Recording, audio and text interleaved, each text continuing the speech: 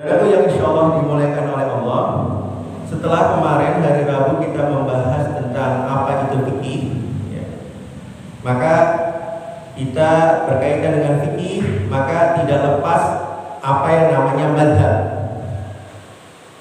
Apa yang namanya mazhab.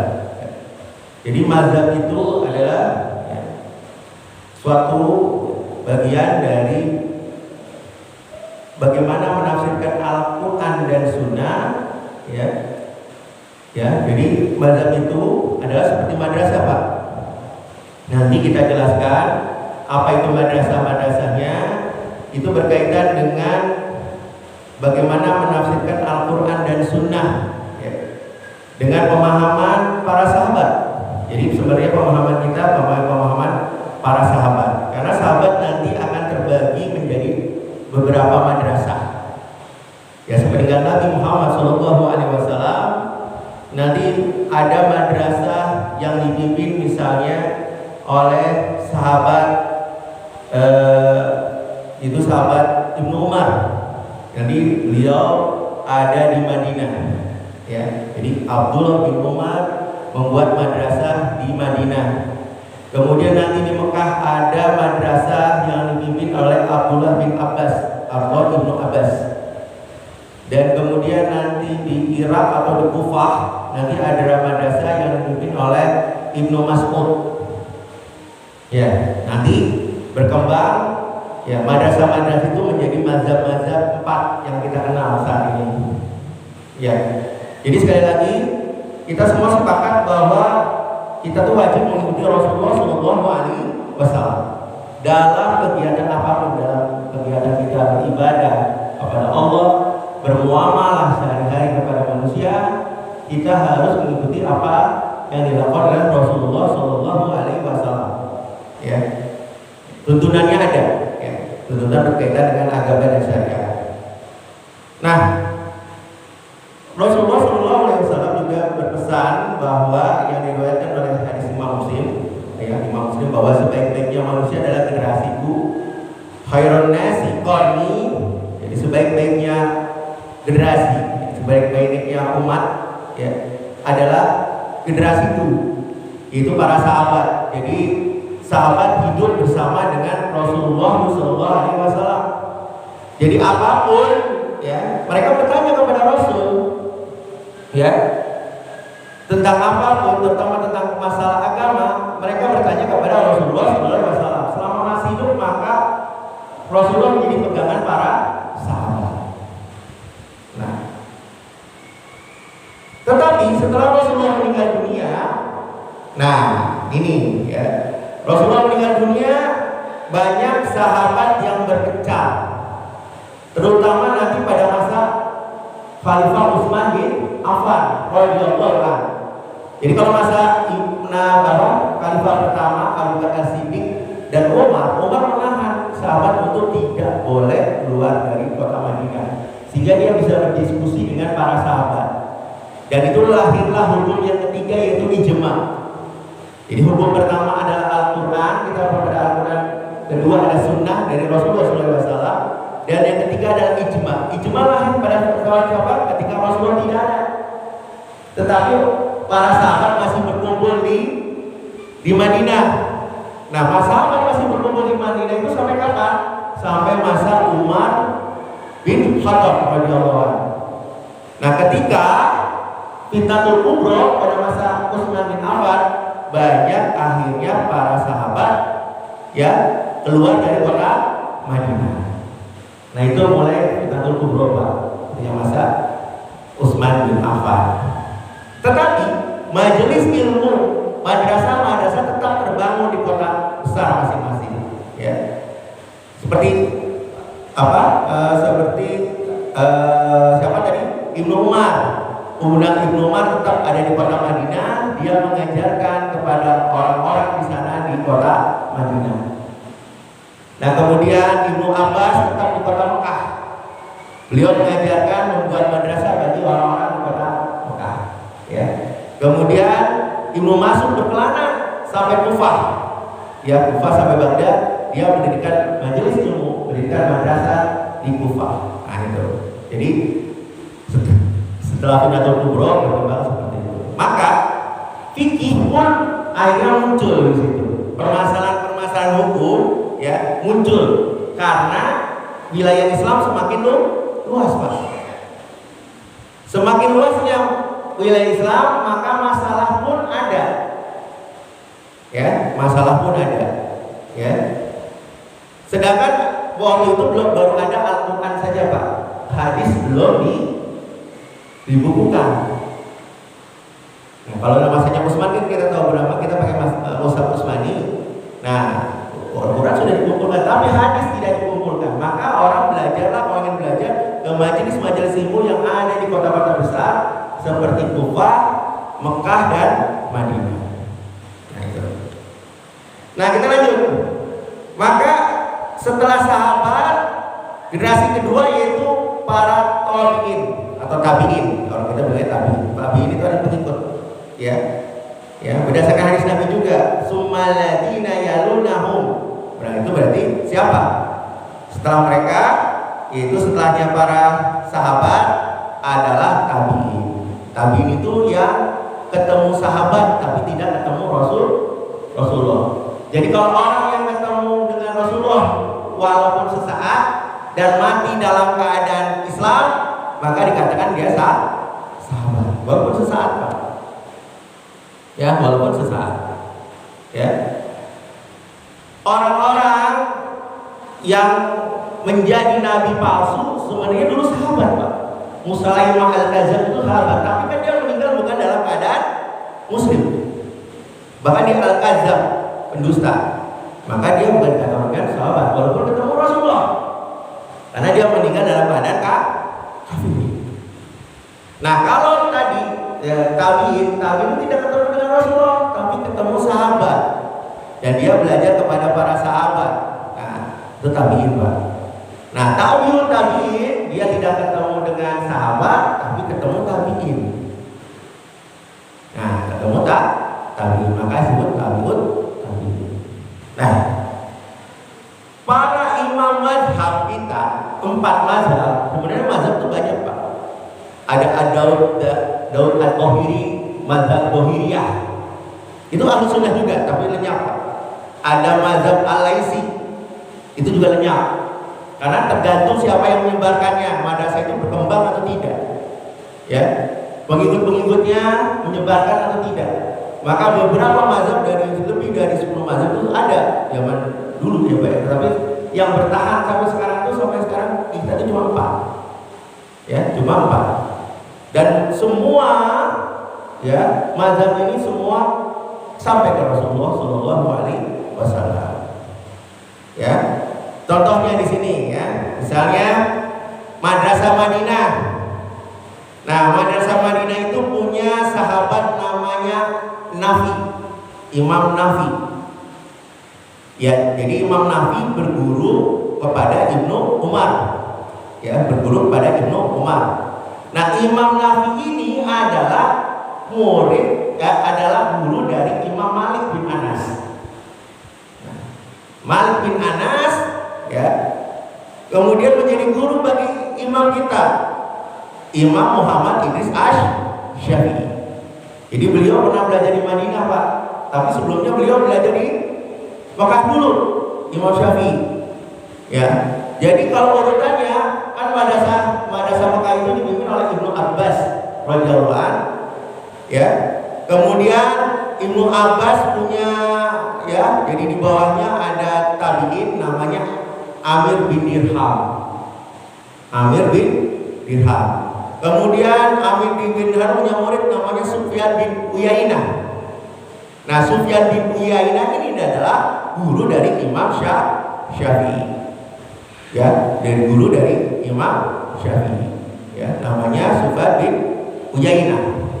Ya, jadi beliau belajar, Imam Syafi'i itu belajar di tiga tempat ini, Pak, nantinya, Pak. Jadi ilmunya sangat luar biasa, lebih mumpuni, lebih luar biasa, ya. Karena dia memadukan beberapa madrasah-madrasah Madinah, Mekah dan Kufah di Irak.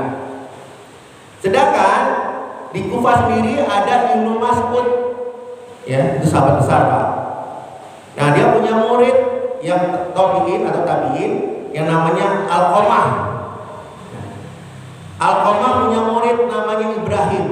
Ibrahim punya murid Hamad. Nah, Hamad ini adalah guru dari Imam Abu Hanifah. Ya. Ya.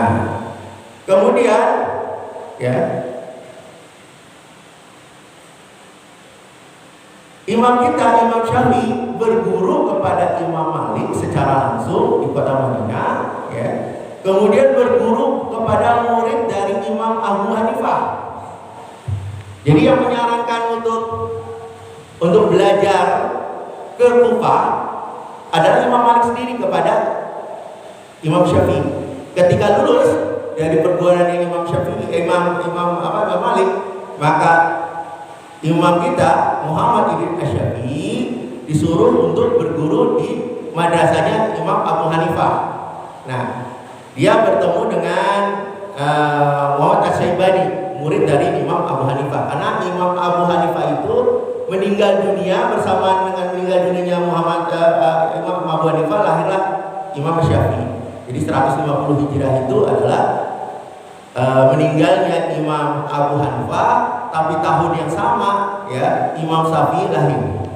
Makanya Imam Syafi'i tidak berguru langsung kepada Imam Abu Hanifah, tapi berguru kepada muridnya Muhammad bin Syaibani. Seperti itu. Jadi Imam Syafi'i menerima juga ahlul ra'i dan ahlul hadis. Jadi lengkap ilmunya Pak Imam kita, Imam Syafi'i. Ya. Nah, jadi sebenarnya kalau kita mengikuti para imam itu, sebenarnya kita mengikuti Rasulullah. Dan ilmu-ilmu kita ini semuanya sebenarnya bersanad, Pak. Ya. Jadi kalau dalam keilmuan itu harus bersanad. Bersanad mana? Gimana? Nyambung, Pak. Ya. Kita di sini belajar masuk dengan Ustaz Musmal. Usman berada kiai-kiainya terus bersambung kepada Rasulullah SAW. Ya, biasanya kalau ilmu-ilmu dari pesantren itu nyambung sanadnya, Pak. Tapi kalau dari luar, saya nggak pastiin, Pak. Makanya setiap akhir kitab kita diberi ijazah. Ini Pak, ketentuannya ya. Sebenarnya kalau kita ini secara keilmuan, ketika kita mengakhiri ijazah, ya ijazah kita, kalau kita misalnya mengakhiri membaca kitab selesai nih Pak, kita diijazahi. Sebenarnya kemarin juga kitab sebelumnya hadis itu dari situ juga diijazahi oleh Ustaz Musma. Nah, kalau sudah diijazahi, siapapun boleh menjelaskannya kepada orang lain. Dan sembarangan Pak, orang baru bisa belajar sedikit langsung menyijazah nggak bisa Pak. Nah kita nggak apa-apa Pak, kita belum sampai saya ini belum bisa baca. Tapi nanti di lain waktu bisa jadi kita bisa baca dan menyampaikannya kepada orang lain. Itu berkahnya Pak. Jadi konsepnya bersanad Pak. Ya, konsep kita bersanad. Kita nyambung sampai kayak kita sampai ke Rasulullah SAW. Nah itu ilmu yang baik Pak. Ilmu yang baik adalah ilmu yang bersanad, ya, yang bersanad seperti itu. Jadi sekali lagi kita, ya, walaupun kita seperti ini pengajiannya seperti ini Pak, tetapi kita bersanad Pak. Di sini pengajian di Nurul Iman semua diisi oleh kiai Pak, ya, kiai yang isi. Kita nggak sembarangan mengisi orang dengan orang-orang yang tidak mengerti agama, semuanya bersanad, ya. Insya Allah bersanad. Jadi minta barokahnya Pak, jangan lupa Pak. Ya, selama mereka hidup kita bisa minta doanya kepada beliau. Jarang yang kita sekarang lakukan pada saat ini, ya. Jarang ya, minta doanya sama-sama didoain, gitu. Itu lebih baik Pak. Ya. Oke. Nah sekali lagi kita oleh Rasulullah disuruh untuk mengikuti 3 generasi ini Pak. Para sahabat, tabiin, tabiut tabiin. Jadi kita mengikuti 3 generasi ini, dan generasi para imam adalah generasi tabiut tabiin. Jadi generasi yang masih terbaik Pak. Jadi apabila ada ustaz sekarang ini Pak, sekarang ada ustaz sekarang menyalahkan pendapat 4 mazhab, Siapa yang wajib diikuti? Ayo saya mau tanya, siapa yang wajib diikuti? Ustaz sekarang kah? Atau 4 mazhab itu? Ulama, imam 4 mazhab itu? Imam 4 mazhab. Seperti ada ulama menyalahkan membaca Al-Quran di kuburan haram hukumnya. Padahal Imam Syafi'i dalam Al-Um menyatakan boleh membaca Al-Quran di kuburan. Nah sekarang Bapak mau ikut siapa? Imam Syafi'i atau ulama sekarang yang menyatakan haram? Imam Syafi'i. Dia yang lebih dekat dengan Rasulullah. Siapa dia? Walaupun ulama, ya, sekali lagi ya, walaupun ulama, kedekatannya sama Rasulullah sangat jauh. Sangat jauh. Imam Syafi'i malah membolehkan kita membaca Al-Quran di kuburan. Bacalah. Tapi ada ulama yang menyatakan haram, Pak. Haram mutlak. Nah kita suruh baca apa di kuburan? Kalau gitu, ayo. Nah itulah, ya. Banyak orang-orang yang kembali kepada Al-Quran Sunnah, tapi juga tidak memahami, tidak menghilangkan pendapat-pendapat para imam, katanya menyalahkan hadis. Padahal dari para imam itu tidak satu pun keluar dari Al-Quran dan Sunnah. Nah, kembali ke Al-Quran dan hadis. Di zaman kita sekarang ini ada beberapa orang yang masih belum paham apa itu hakikat ilmu fikih. Bahkan saking tidak pahamnya dengan ilmu fikih sampai punya anggapan bahwa fikih itu hanya perkataan manusia yang tidak berlandaskan dalil-dalil syar'i. Nah, itu.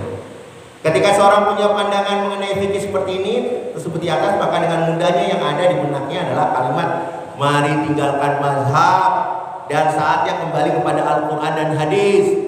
Ada lagi yang berpendapat bahwa fikih itu pemecah belah. Fikih itu katanya pemecah belah, Pak. Karena banyaknya perbedaan pendapat dalam fikih, maka di fikih dikatakan pemecah belah. Pendapatnya kacau. Ya. Mereka beranggapan bahwa salah, misalnya ada beberapa pendapat yang saling bertentangan antara imam mazhab, maka fikih tinggalkan. Misalnya dalam qunut subuh, Imam Syafi'i mengatakan qunut subuh hukumnya wajib. Ya. Kemudian imam lainnya, misalnya Imam Ahmad mengatakan hukumnya bid'atul muqarrad. Maka katanya tinggalkan fikih karena fikih terjadi perselisihan. Mereka tidak paham, Pak. Dalil yang dipakai juga berbeda. Dalil yang dipakai mereka berbeda. Ya. Tapi mereka saling memahami. Hebatnya gitu.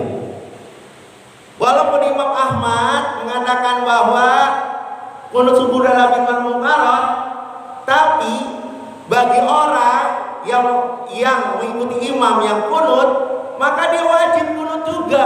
Itu kata Imam Ahmad. Kenapa wajibnya mengikuti imam? Gak boleh menyelisih imam. Kalau sampai menyelisih, maka dia sholat sendirian namanya, Pak. Sholat sendirian, dia nggak dapat pahala jamaah. Itu menurut imam siapa? Imam Ahmad sendiri. Nah itu.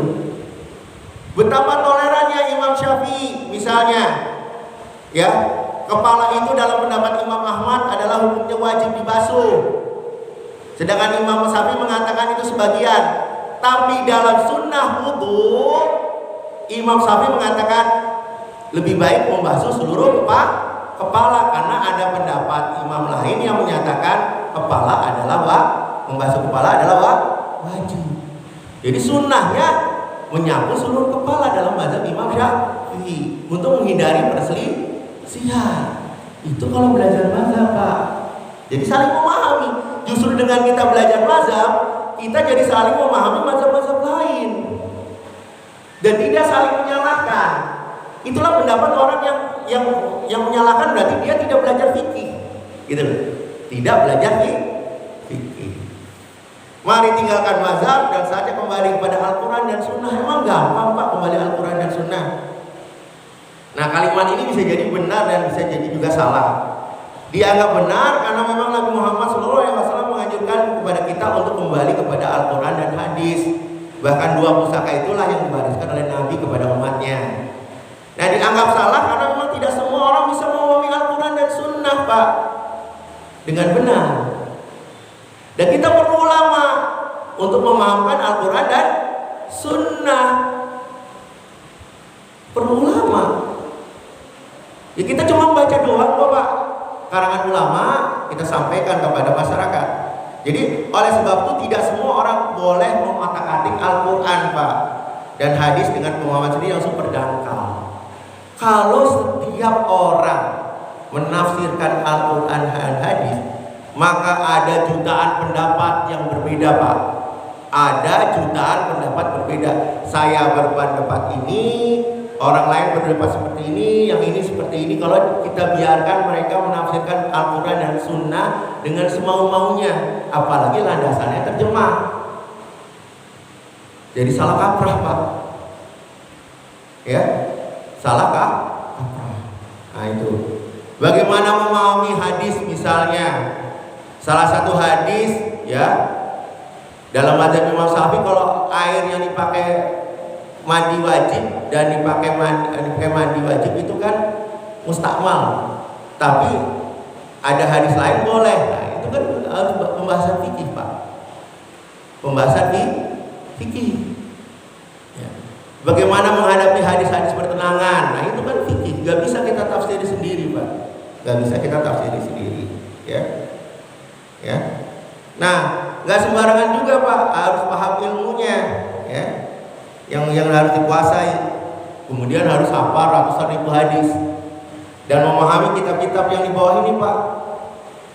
Kitab-kitab hadis ada Sahih Bukhari, Sahih Muslim, Sunan Ibnu Majah, Sunan Imam Abu Daud, Sunan Tirmidzi, Sunan Nasai, Musnad Ahmad, Musnad Syafi'i dan sebagainya. Makanya sekarang nggak ada ulama seperti ini, Pak. Makanya kita cuma baca doang, Pak. Baca karangan ulama. Ya, kita semua tidak ada yang sampai belajar mujtahid sampai saat ini, ya. Apalagi mujtahid mutlak seperti para imam-imam tersebut. Nah, kalau kita belajar ilmu fikih, ya, satu saja, Pak. Kalau 4 mazhab nanti, ya, kalau itu ilmu muqarrarah, ya, perbandingan nanti kalau kita sudah selesai pasti akan belajar perbandingan mazhab. Tapi kita belajar satu mazhab dulu, Pak, yang kita kenal, yang kita ketahui, yang masyarakat ini lakukan, ya. Jangan sampai kita mengajarkan masyarakat mazhab yang berbeda yang dianut oleh masyarakat. Jangan. Itu mengacaukan umat, Pak. Membuat perselisihan. Ustaz Mujmal yang sering saya katakan 5 tahun belajar di Maroko. Makanya kan di belakangnya ada Al-Maghribi, Pak. Al-Maghribi itu artinya paling barat, Maghribi barat, Maghrib. Dia belajar di Maroko.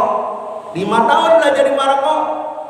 Ustadz-ustadznya, syekh-syekhnya bermazhab Malik, Imam Malik bin Anas.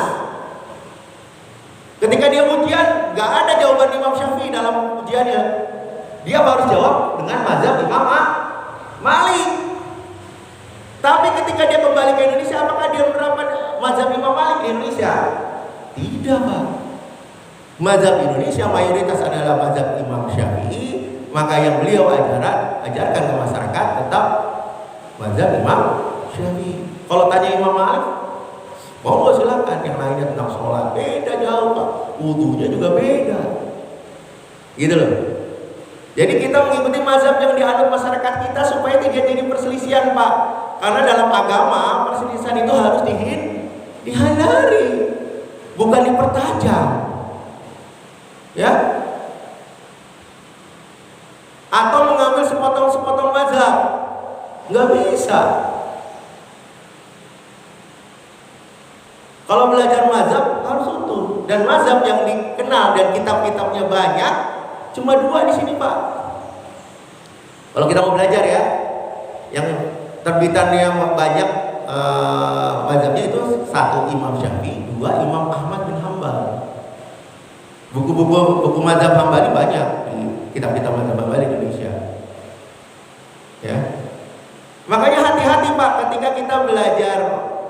ngeliat YouTube dengan ustadz-ustadz yang mazhabnya berbeda dengan mazhab kita, terutama masalah ibadah.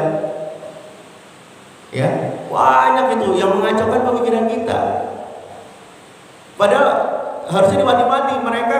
Kalau selain fikih, monggo selain fikih ya, tentang bagaimana untuk menuju ketakwaan kepada Allah Subhanahu wa taala, nggak ada masalah. Kalau fikihnya ya, mereka salah kaprah sampai menyatakan ada, ya ini bahaya banget Pak. Misalnya setelah azan, kalau masih azan maka ada minuman di tangan kita, nggak masalah Pak, itu bahaya. Padahal mazhab mengatakan kalau sudah namanya azan itu kan seorang muazin yakin bahwa itu sudah waktu subuh, ya kan? Udah yakin nggak wazinnya? Kalau nggak kan dia nggak boleh kan azan Pak. Nah berarti itu adalah batas di awal dari kita melakukan ibadah puasa. Ketika masih ada di tangan dia lepaskan. Tapi enggak, katanya selama masih azan boleh minum, boleh makan. Nggak bisa. Itu pendapat ustaz terkenal loh. Dan kalau itu diterapkan kepada kita, itu bahaya banget Pak. Padahal tanda mulainya dari ibadah puasa adalah ya azan subuh itu. Itu mulai terbit fajar tandanya dengan azan subuh. Jadi nggak bisa walaupun masih ada di tangan harus dilepas. Ketika saya ada di Saudi, sempat ada orang yang lapor itu diomelin Pak. Jadi pas azan Allahu Akbar dia masih minum, diomelin sama temannya, nggak boleh kalau gitu, batal puasanya. Itu di Saudi aja begitu Pak. Tapi ada ulama yang tamatan Saudi yang terkenal, bahkan masuk YouTube-nya Deddy Corbuzier mengatakan puasa boleh makan minum, bahaya itu. Nah itu kalau dia nggak memahami fikih, apalagi fikih mazhab yang ada beredar di masyarakat kita, yaitu fikih mazhab Imam Syafi'i. Nah kemudian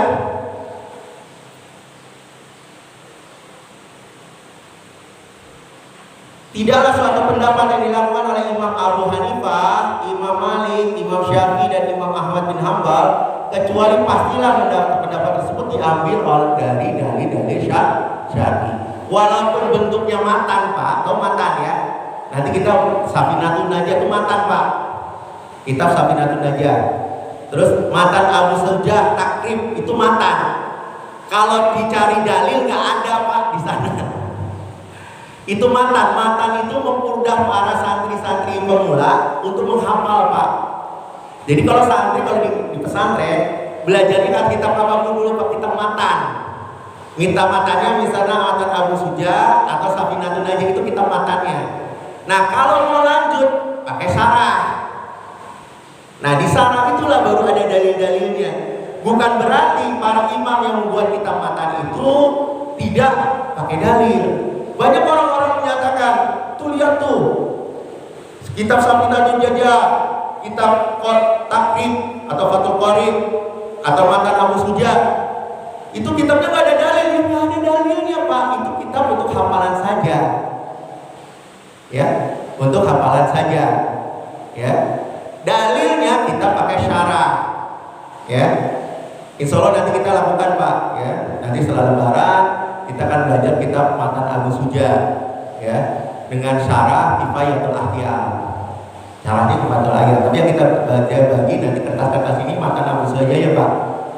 Kalau mau tulis catat boleh pakai pulpen. Ya nanti kita pakai Kifayatul Ahyar sebagai syarahnya, ya. Syarah Kifayatul Ahyar syarah menengah Pak, santri tingkat menengah. Nanti ada lagi yang lebih tinggi Pak. Ya, nanti kita ya pakai menengahnya dulu aja. Ya. Nah itu. Jadi nggak bisa. Jadi mereka mengatakan, wah kitab kuning itu kebanyakan cuma matan saja, nggak ada syarahnya. Padahal syarahnya kitab lebih lanjut yang tebal-tebal Pak. Nah itu.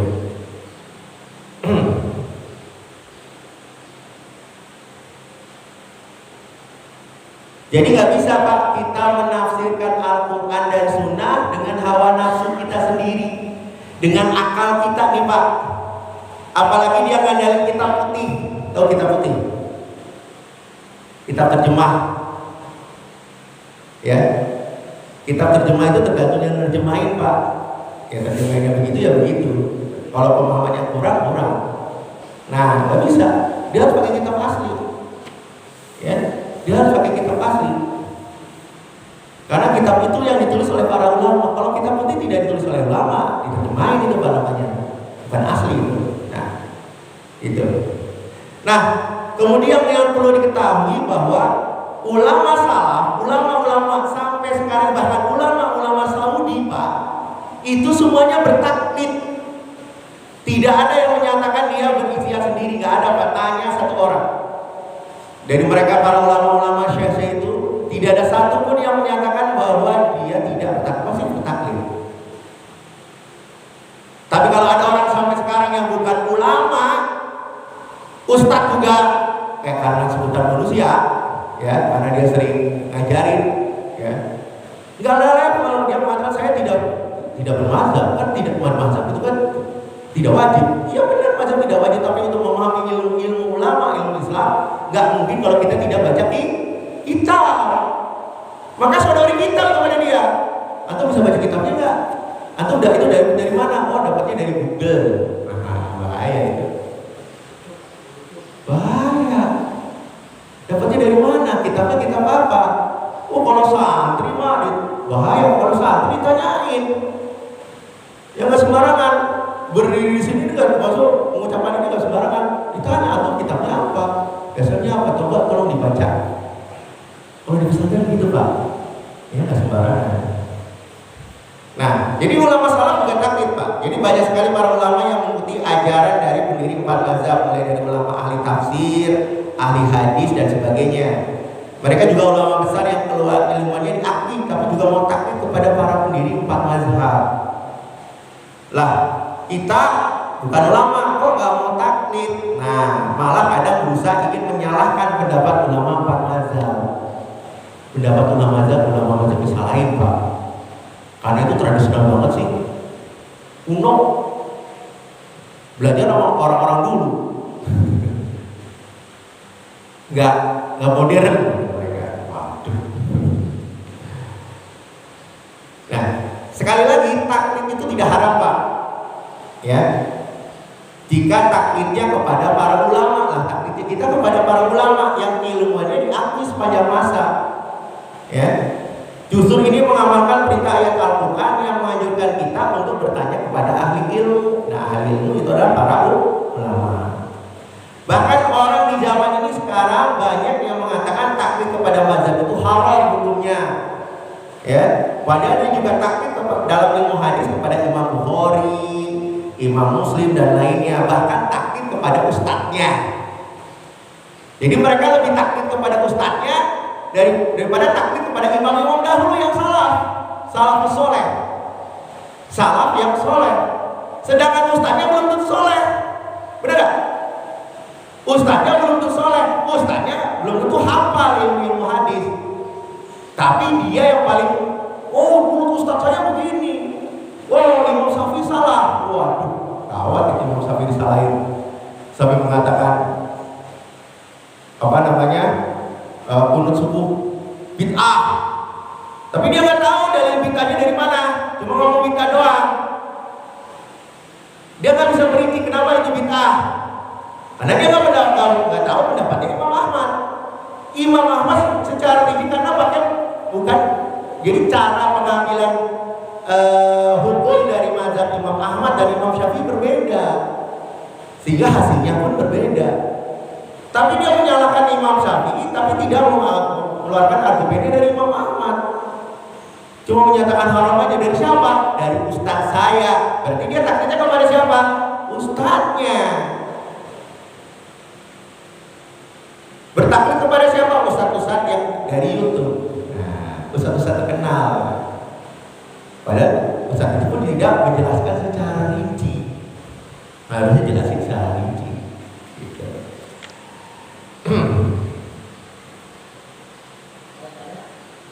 Ya, ada yang tanyakan? Ya. Waalaikumsalam warahmatullahi wabarakatuh.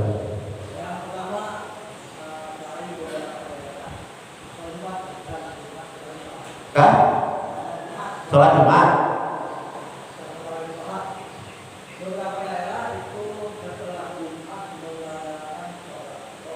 Sholat? Oh, sholat zuhur.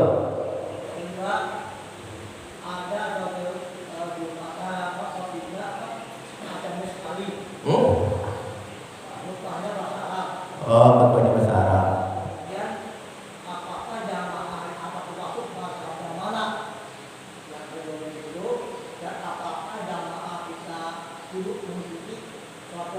Oh iya. Kita pakai mazhab Imam Syafi'i ya. Jadi yang wajib sholat Jumat itu adalah mustautin. Kita nih.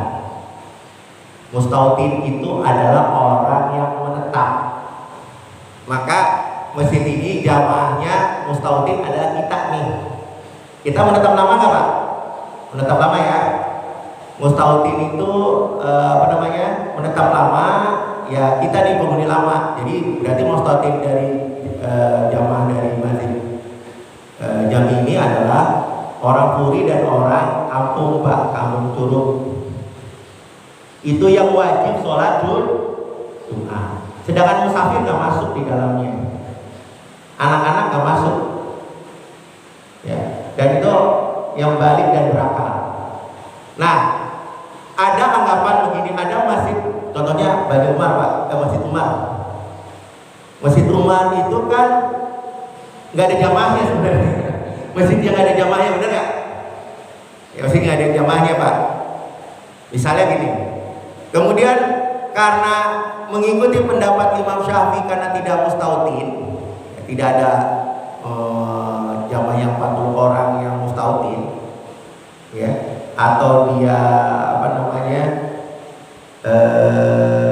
mukim itu orang yang safar tapi sudah 4 hari Pak. Tahu ya? Mukim itu orang yang safar. Misalnya kita nih mau safar mau mudik ke Jawa. Ya, udah 4 hari di sana kita jadi mukim Pak. Maka kita wajib tidak sholatnya tidak di kodo lagi, maksudnya tidak di kodo, tidak di jamak lagi. Tidak ada kewajiban jamak kalau udah 4 hari dalam mazhab Imam Syafi'i Pak. Kita jadi mukim sana, wajib sholat rutin di masjid yang ada di tempat kampung kita sana. Itu orang mukim. Jadi kewajiban orang sholat Jumat adalah orang mustautin tadi, orang yang menetap, dan orang yang mukim.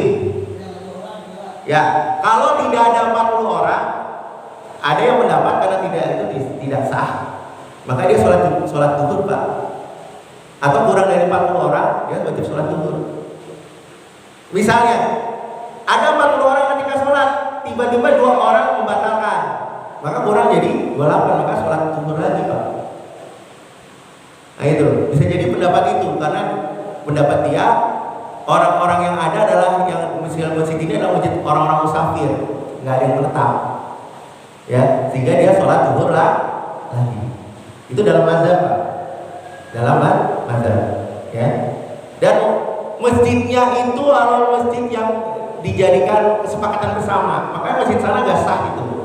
Saya menyatakan dan selalu dalam tulisan saya, sholat Jumat di sana udah nggak sah, kasihan itu, dia harus sholat zuhur.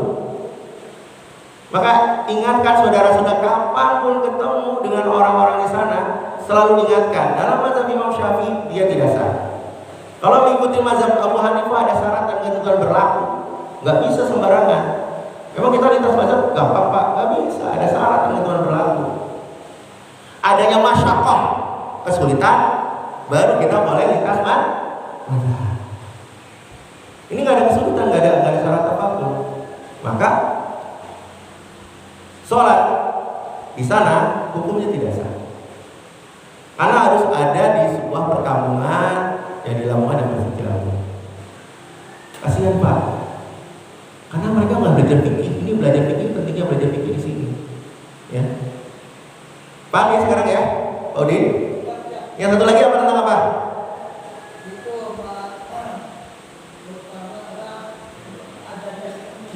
Azannya?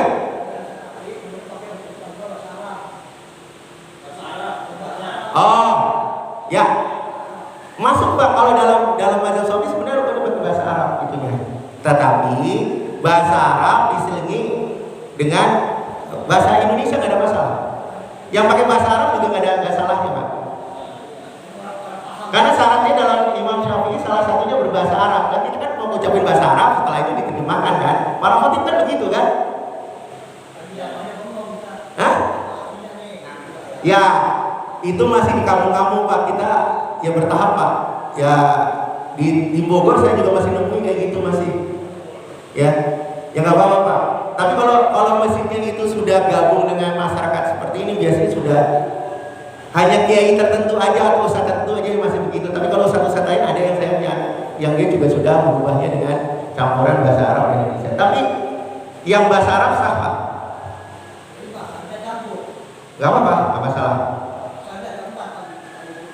Ya. Kenapa? Mengikuti itu mazhab Syafi'i juga. Jadi mazhab Syafi'i Pak, itu memang sunnahnya bahasa Arab, ya.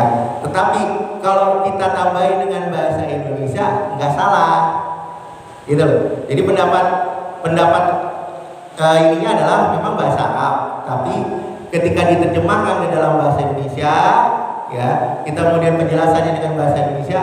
Yang penting rukun-rukunnya terpenuhi, dan rukun-rukun yang rukun yang bahasa Arabnya yang paling penting nih ya Pak. Misalnya mengucapkan sholawat. Kalau nggak ada sholawatnya kita sholatnya nggak sah itu Pak.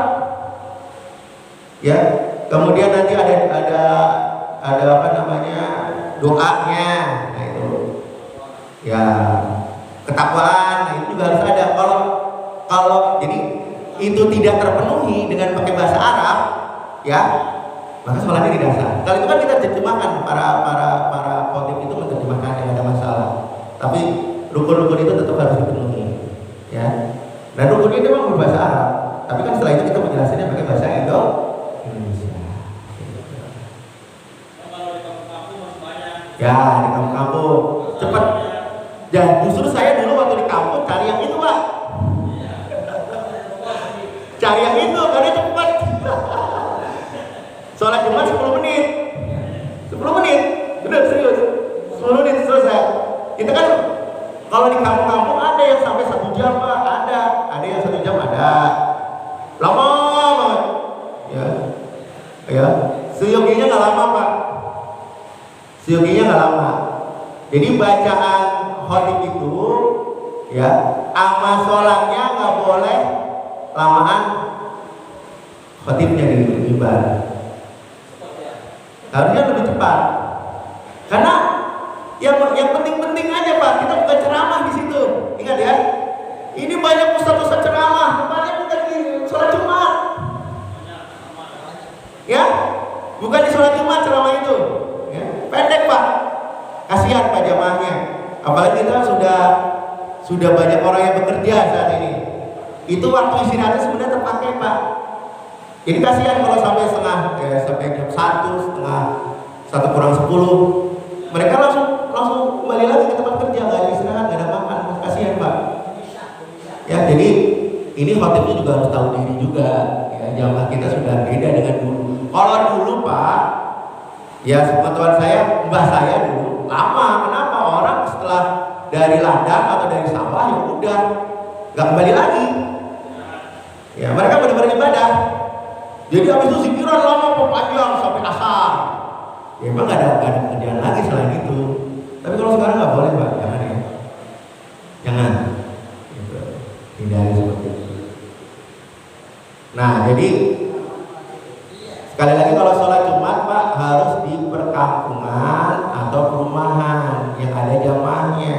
Sebenarnya kita yang safar itu tidak wajib sholat Jumat, tapi sholat Jumat lebih baik, nggak ada masalah. Cuma pilihannya gini Pak, seperti di mana? Jakarta Pusat. Di Jakarta Pusat ada perkantoran Pak. Sholat Jumat di perkantoran, tapi di sebelahnya ada masjid jami. Kita harus pilihnya masjid jami Pak, bukan pilih perkantoran. Walaupun perkantoran itu mengadakan sholat Jumat. Ya, lebih baik kita turun ke bawah, ya bareng-bareng lah sama jamaah di masjid. Ya, Karena yang ditegakkan sholat Jumat kan di masjid, Pak. Sedangkan itu kan bukan masjid. Sekali lagi itu kan yang ada di tempat di mall-mall itu kan kedudukannya cuma musola, tempat sholat. Hanya tempat sholat, kecuali masjid itu jauh, nggak ada masjid di sana, ada di BSD, masjid itu jauh, misalnya nggak ada di situ, boleh diadakan sholat Jumat. Tapi kalau di sebelahnya masih ada masjid, ya kita ke masjidnya, diupayakan ke masjidnya, ya, karena nggak menjadi darurat seperti itu. Ada lagi yang lain? Pas ya? Ya, jadi sekali lagi ya, bermazhab itu penting, Pak. Mazhab kita ngikutin siapa? Ngikutin ustadz kita, Ustadz Mujmal, ustadz siapa lagi di sini. Nah, ustadz kita itu adalah mazhab kita. Nah, mereka mengikuti mazhab apa? Karena mereka mengajarkan mazhab Imam Syafi'i. Ya, insya Allah kita selamat, Pak, karena kita mengikuti ulama. Yang dibacakan Ustadz Mujmal itu kitab-kitab ulama, Pak, bukan kitab yang dia karang sendiri gitu loh. Ya, kitab yang dibuat oleh para ulama, nggak sembarangan, Pak. Ya, ilmunya kitab ulama itu luar biasa. Jadi kita hanya taraf ustadz-ustadz ini cuma baca, Pak, baca dan menyampaikan apa yang dalam kitab, belum sampai menjadi mustahid memberi fatwa, nggak ada, Pak, di sini, Pak. Nah, Pak, jangan sampai juga kita memberi fatwa-fatwa baru berdasarkan apa yang kita pahami dari Al-Quran Sunnah tanpa pemahaman para ulama. Akhirnya kita berfatwa yang sesat. Nah, ini fatwa yang sesat. Banyak, Pak, orang yang fatwa-fatwa sesat, ya. Dan ini kita hindari orang-orang seperti itu. Kalau misalnya dia berfatwa, maka tolong tanyakan dapat dari mana dia, kitabnya mana, gitu, supaya kita selamat, ya. Seperti itu. Mungkin itu saja dari saya. Semoga bermanfaat. Kita tutup sama-sama dengan bacaan hamdalah. Alhamdulillah.